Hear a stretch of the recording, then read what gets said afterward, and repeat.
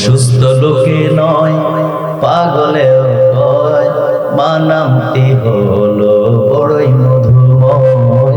সুস্থ লোকে নয় পাগলেও কয় মা নামটি হলো বড়ই মধুময়।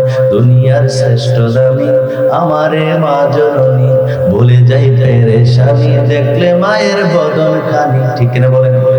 দুনিয়ার শ্রেষ্ঠ দামি আমারে মা জননী, ভুলে যাই পেরেশানি দেখলে মায়ের বদন খানি। যখন সুবহানাল্লাহ।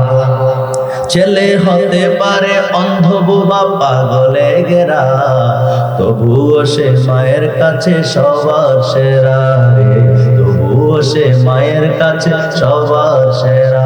ছেলে হতে পারে অন্ধ বোবা পাগলে ঘেরা, তবুও সে মায়ের কাছে সবার সেরা রে, তবুও সে মায়ের কাছে সবার সেরা।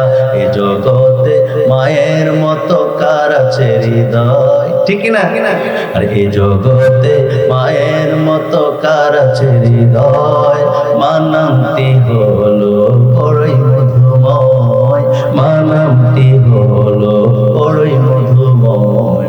সুস্থ লোকে নয় পাগলেও কয়, বলেন সুস্থ লোকে নয় পাগলেও কয় মা নামটি হলো বড়ই মধুময়, মা নামটি হলো বড়ই মধুময়।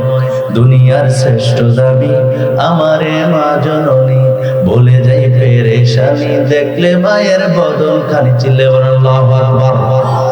আমরা মা বাবার খেদমত করতে চাই কি চাই না? আরো আওয়াজ করে বলেন, খেদমত করতে চাই কি চাই না? দুরূদ শরীফ পড়ি, আল্লাহুম্মা সাল্লি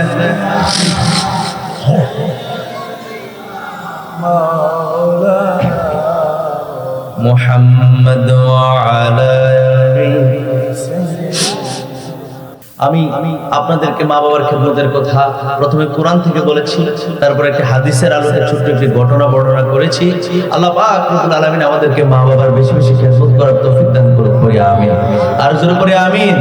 মা বাবার সাথে বেয়াদবি করব না তো? করব না তো? আল্লাহ আমাদের কবুল করুন, করেন আমিন।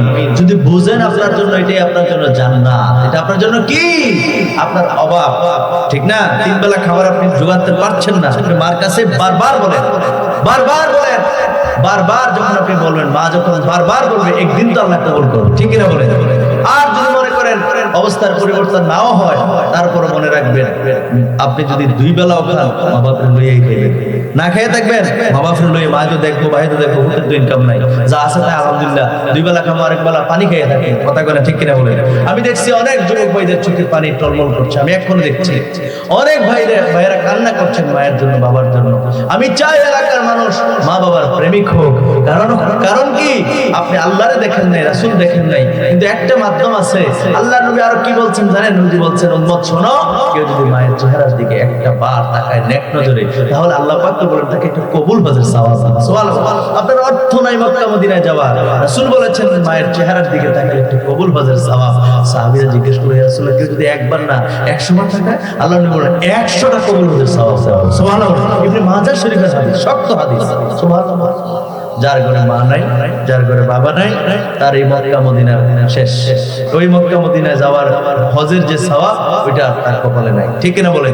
তোমার যার আছে, তোমার মা যদি নামাজ না পড়ে, তোমার মা যদি ফরসা করে পানি খরচ না করে, তোমার মা যদি পায় পরিষ্কার না হয়, মনে রাখবা তারপর এটাই তোমার জান্নাত। সুবহানাল্লাহ বলেন।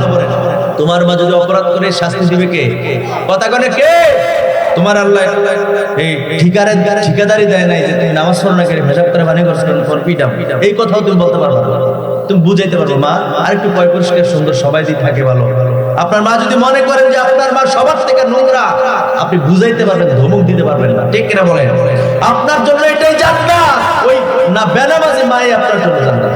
বুঝাইবেন, মা নামাজ পড়ো, আমি পড়ছি, তুমিও পড়ো, কিন্তু নামাজ পড়ো না বলে ঘর থেকে বাইরে করার অধিকার আপনার নাই। ঠিক কিনা বলেন? কথা বুঝাইতে পারছি? আবার এটা বলেন না যে হুজুর বলে গেছে মা বাবা নামাজ না পড়লো এই কথা কইছি। মনে করেন করেন, এরকম হয় না? অনেক মা বাপ নামাজ না পড়লো আপনি তার খাওয়া দিতে হবে, তার এই সর্বোচ্চ সেবা আপনি করতে হবে। ঠিক কিনা বলেন?